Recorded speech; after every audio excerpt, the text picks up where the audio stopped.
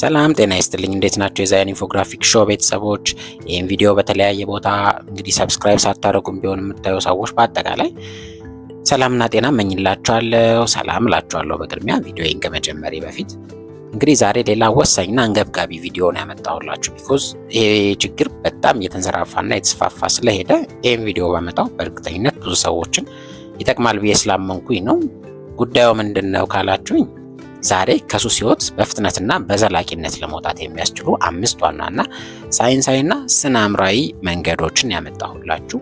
እንግዲህ እነዚህ መንገዶች በተለያዩ የሱስ ማገገሚያ ማዕከላት እንዲሁም ደግሞ በተለያዩ የስነ ልቦናና የስነ አእምሮ ባለሙያዎች በስፋት ተግባራዊ የሚደረጉና በሪሰርችም የተደገፉ ውጤታማ መንገዶች ናቸውና በቀላሉ እናንተም ልትተገብሯቸው ስለምትችሉ እንደሚጠቅማችሁ በማሰብ እንግዲህ እናንተም ሱሰኛ ባትሆኑ እንኳን በዙሪያ ያለ አንድ ሰው ወይም ሁለት ሰው ወይም የፋሚሊ ሜምበር ሊኖር ስለሚችል በእርግጠኝነት ይሄ ቪዲዮ ይጠቅማቸዋል ማለት ነው።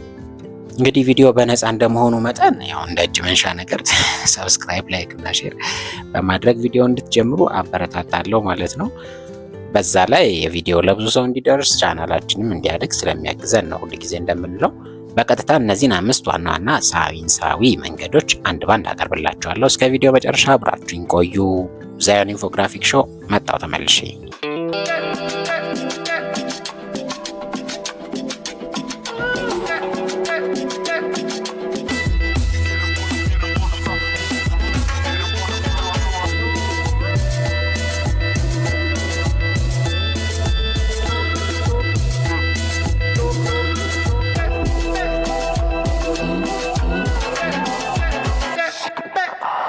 እሺ በቀጥታ እነዚህን ዘዴዎች ወይም ደግሞ እንደ ቲፕ ያቀረብኳቸውን 5 ሳይንሳዊ ከሱስ ህይወት ለመውጣት እንዲሁም ደግሞ በዘላቂነት ለመውጣት ቢኮዝ አንዳንዴ ከወጡ በኋላ መመለስ ስላለ ወይም ስለሚያገረሽ ማለት ነው። በዘላቂነት ከሱስ ህይወት ለመውጣት በጣም ፍቱን ናቸው ተብሎ የተቀመጡ 5 ሳይንሳዊ መንገዶችን አንድ ባንድ ልዘርዝርላችሁ።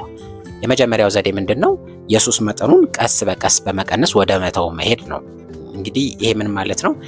አንዳንድ ጊዜ ሰዎች አይታችሁ ከሆነ በተለይ አዲስ ዓመት ምናምን ሲገባ በቃ በዚህ ዓመትማ እኔ ሱስ እርግፍ አድርጌ ነው የምተው ይሉና እንግዲህ ለራሳቸው ወይም በሰው ፊት ሊምሉ ወይም ቃል ሊገቡ ይችላሉ እና አውቶማቲካሊ በአንድ ቀን ነው ማቆም የሚሞክሩት ማለት ነው። ግን እውነታው ምንድን ነው?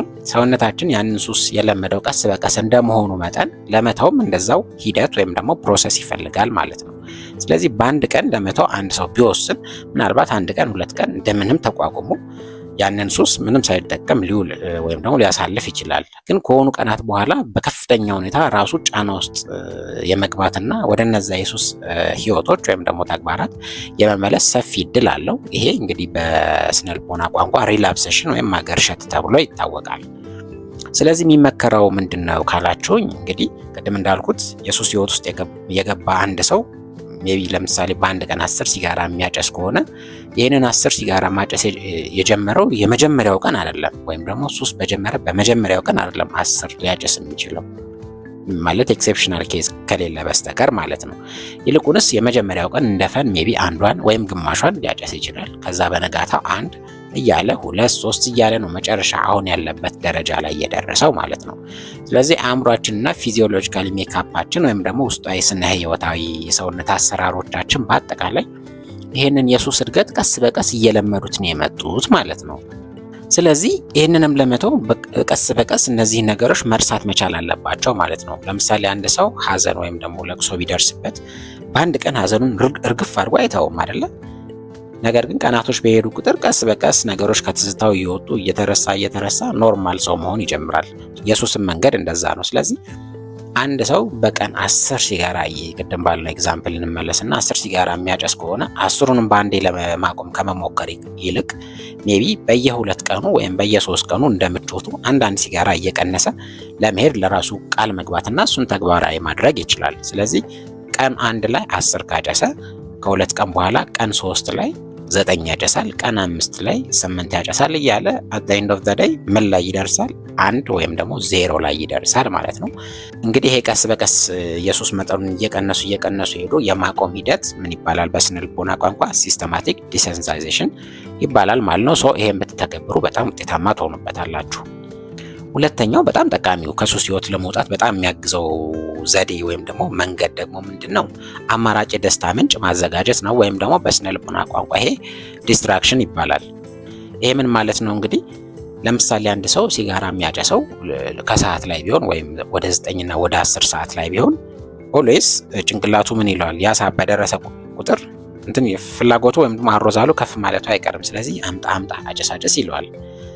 ስለዚህ ምን ማለት ነው? በዚህ ሰዓት ያ ሰው በቃ አላጨስም ብሎ ለመተው ቢሞክር በጣም ነው የሚቁነጠነጠው ኦር ነርቨስ የሚሆነው ወይም በጣም ዲፕረስድ የሚሆነው በጣም የሚጨናነቀው ማለት ነው።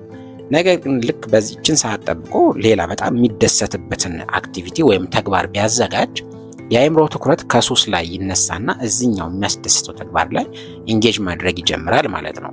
ለምሳሌ ይሄ ሰው ፊልም ማየት በጣም የሚያዝናናው ከሆነ ኦር ወክ ማድረግ ኦር ዋትኤቨር ሌላ አክቲቪቲ በጣም የሚያስደስተው ከሆነ ልክ ይችን ሰዓት ወይም ደግሞ የሱስ እንትኑ አሮዛሉ ወይም ፍላጎቱ ከፍ በሚልበትና ውስጡ አምጣ ኦር አጨሳጨስ የሚለው ሰዓት ጠብቆ እነዛ የሚያስደስቱትን ተግባራት ኤክሰርሳይዝ ቢያደርግ ወይም ወክ ቢያደርግ ኦር ፊልም ቢያይ ሀሳቡ ከሱሱ ይነጠልና እዚህኛው የሚያደርገው አክቲቪቲ ላይ ምን ማድረግ ይጀምራል? ትኩረት ማድረግ ይጀምራል ማለት ነው።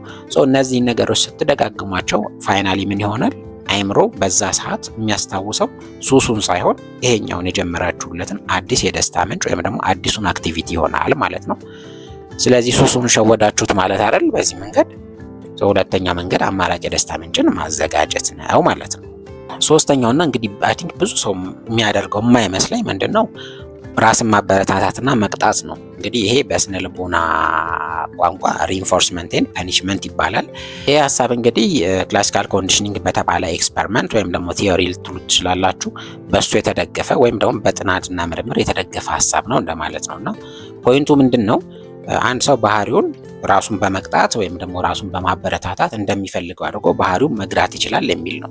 እንግዲህ ቅጣቱን ራሱንም ሊቀጣ ይችላል ኦር ደግሞ ሌሎች ሰዎች እሱን ሊቀጡት ይችላሉ። በአጠቃላይ በአንድ ሰው ላይ የሚደርስ የቅጣትና የማበረታቻ መጠን የሰውን ባህሪ ሼፕ ማድረግ ወይም ደግሞ ቅርጽ ማስያዝ ይችላል ማለት ነው። ለምሳሌ አንድ ሕፃን ልጅ እንግዲህ የመጀመሪያ ቀን የሚሰርቅ ቢሆን 1-2-3 ቀን ቢገረፍ መስረቁን ማቆሙ አይቀርም። ስለዚህ ይሄ ፐኒሽመንት ይባላል።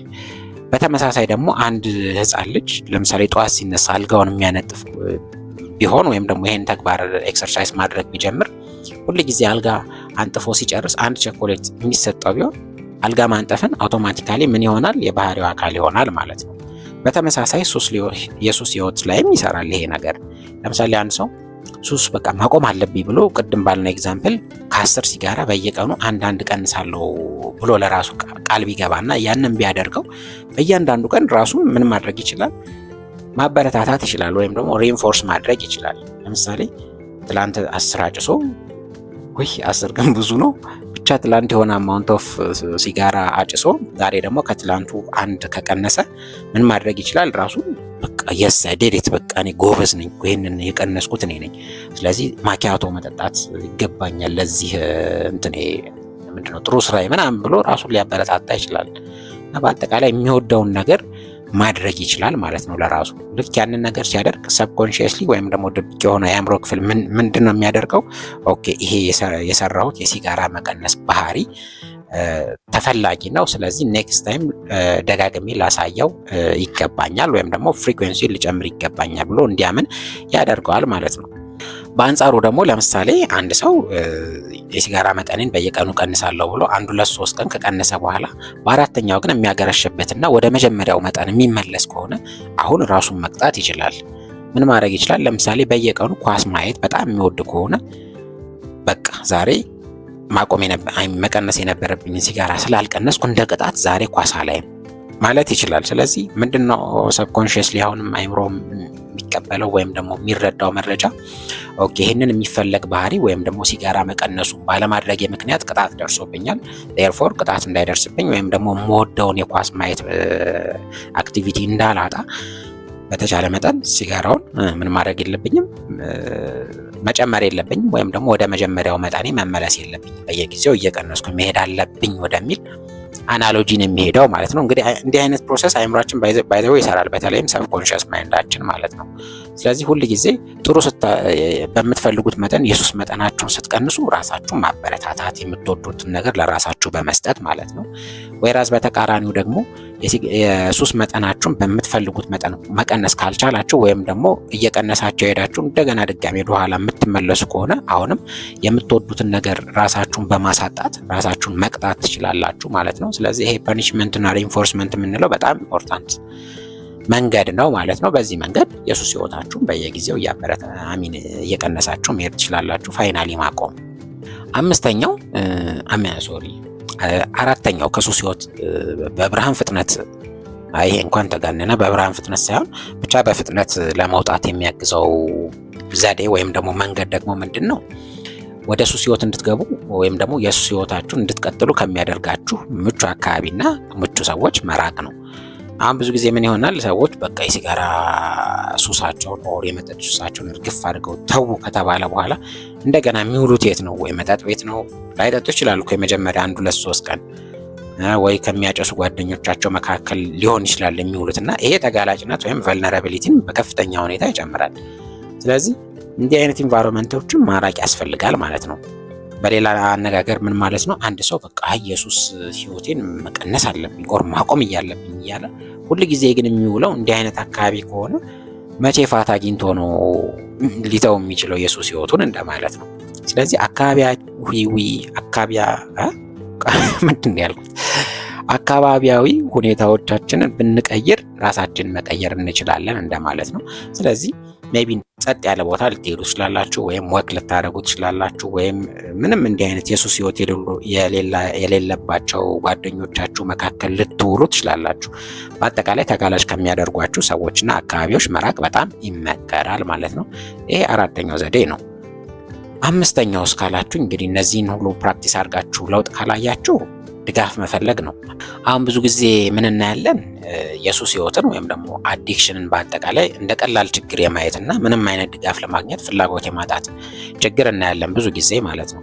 ነገር ግን ድረግ አዲክሽን ዲስኦርደር የሚባል ራሱን የቻለ የአእምሮ ጤና ችግር ወይም ደግሞ እክል አለና እንደ ማንኛውም የጤና ችግር ሕክምና ይፈልጋል። ስለዚህ አንዳንድ ጊዜ አንድ ሰው ራሱን ማኔጅ ማድረግ እስከሚያቀተው ድረስ የሱስ ህይወት ውስጥ በከፍተኛ ሁኔታ ተዘፍቆ እናያለን።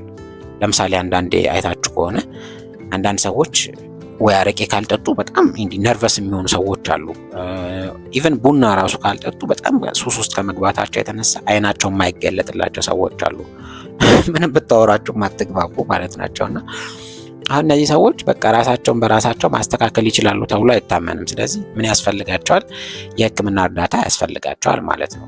ስለዚህ ራሳችሁን ኢቫሉዌት ታደርጉና በራሳችሁ ማቆም የማትችሉት ከመሰላችሁ ወይም ደግሞ ያላችሁበትን የሱስ ህይወት በራሳችሁ አቅም መወጣት የማትችሉት ከመሰላችሁ በቃ ፈታ ብላችሁ የሱስ ማገገሚያ ማዕከላት አሉ፣ ኦር ደግሞ እንዲህ አይነት ህክምና የሚሰጡ ግለሰቦች ወይም ደግሞ ተቋማት አሉ። እነሱን አፕሮች ማድረግ ወይም ደግሞ ማነጋገርና ህክምና ማግኘት ያስፈልጋል ማለት ነው። አዘርዋይስ በጣም ኮምፕሊኬትድ እየሆነ የማትወጡት የጤና ችግር ውስጥ ሊከታችሁ ስለሚችል ማለት ነው።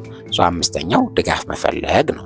እንግዲህ እነዚህን 5 ተግባራዊ ዘዴዎች ኤክሰርሳይዝ አድርጋችሁ ወይም ደግሞ ተግብራችሁ ከሱስ ህይወታችሁ መላቀቅ ወር ደግሞ መቀነስ ካልቻላችሁ እንግዲህ እሱ ይርዳችሁ ምናምን ብለዋል የስነ ልቦና ባለሙያዎች።